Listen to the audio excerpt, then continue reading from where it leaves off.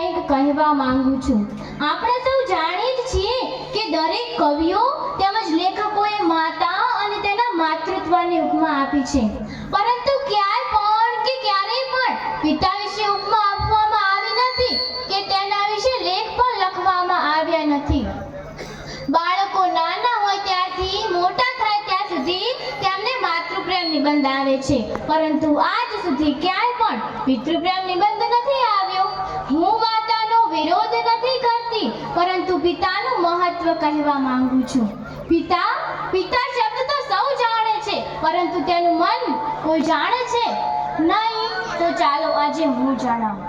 પિતા એટલે કે જેમ એક મકાનને ટકાવી રાખવા માટે મજબૂત પાયાની જરૂર પડે છે, તે જ પ્રમાણે એક સુંદર પરિવારને ટકાવી રાખવા માટે સાહેબ એક પિતાની જરૂર પડે છે। પિતાની હાજરી સૂરજ જેવી હોય છે। શું? પિતાની હાજરી સૂરજ જેવી હોય છે। સૂરજ ગરમ જરૂર થાય છે, પણ જો એ ના હોય ને તો અંધકાર છવાઈ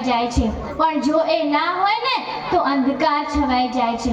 એક એવી કહેવત છે કે ઘોડે ચડતો બાપ મરજે, પણ છાણા વીણતી માં ન મરતી।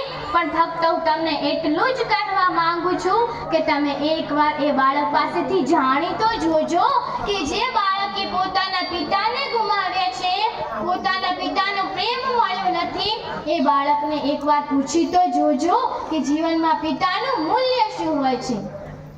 એક વાત છે સાહેબ, જ્યારે તું નાનો હતો, પાપા પગલી ભરતો હતો, ચાલતા ચાલતા પડી જતો, ત્યારે મનમાં એક જ વિચાર આવતો કે પપ્પા છે ને?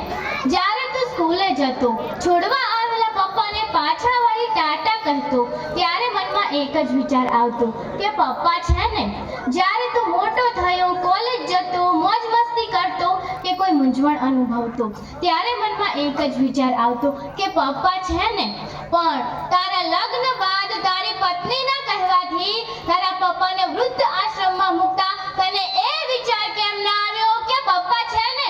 બસ અહીં બેઠેલ તમામની મારી એક જ વિનંતી છે કે તમે તમારા માતા કે પિતાને વૃદ્ધ આશ્રમમાં ના મૂકતા, કેમ કે એ છે ને ત્યારે જ તમે છો। તેમના વગર તમારું કઈ અસ્તિત્વ જ નથી, અને છતાં પણ તમારે જાણવું જ હોય ને સાહેબ કે પપ્પા વગર તમારી औकात શું છે। તો એક દિવસ તમારી જ શેરીમાં તમારા પપ્પા જોડે આંટો મારજો અને એક દિવસ એકલા આંટો મારવા જજો। ખબર પડી જ જશે કે જે દિવસે તમે એકલા હશો ને, અરે તમને બોલાવવાની વાત તો દૂર રહી, લોકો તમારી સામું પણ નહીં જુએ। હું પિતા વિશે તમને એક પંક્તિ કહેવા માંગુ છું।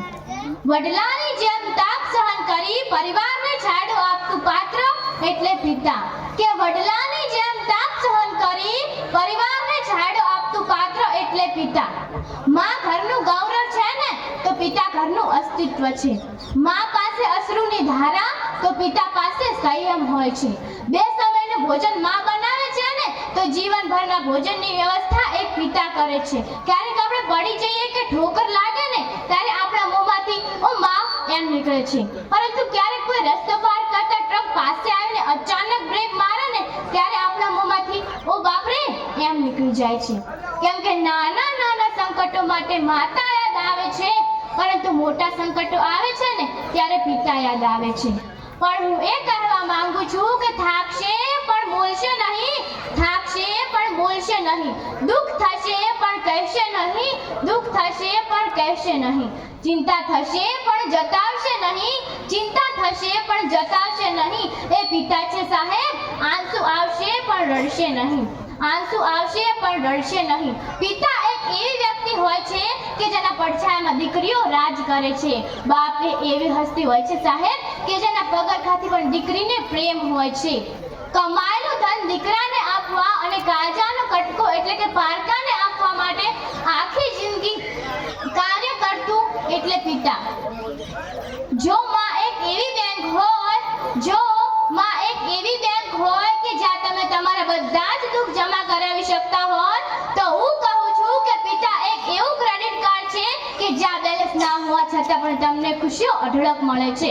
અરે હું તો પિતા વિશે કહું તેટલું ઓછું છે, તેની માટે મારી પાસે શબ્દ ઘટે, પરંતુ સમયની મર્યાદાને ધ્યાનમાં રાખી એક છેલ્લી પંક્તિ કહી મારી વાણીને હું વિરામ આપીશ કે થાક ઘણો હતો ચહેરા પર,